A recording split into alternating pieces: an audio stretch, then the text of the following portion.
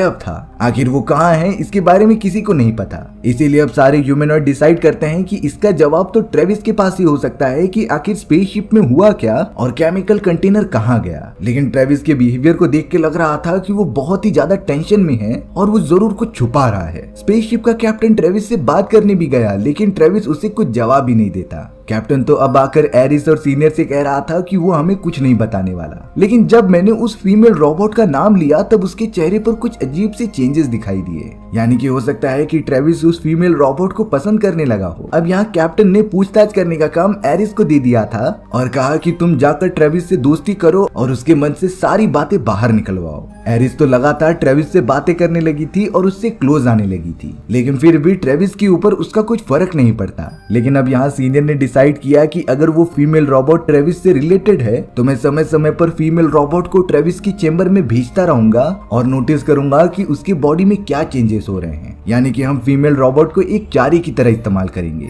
लेकिन अब अचानक पूरी स्पेसशिप की आधी इलेक्ट्रिसिटी चली गई थी। अलार्म्स बजने लग जाते हैं, इसीलिए सभी ह्यूमनॉइड्स अपने अपने हथियार लेकर चारों तरफ फैल गए थे। एरिस और बाकी लोग ये देखकर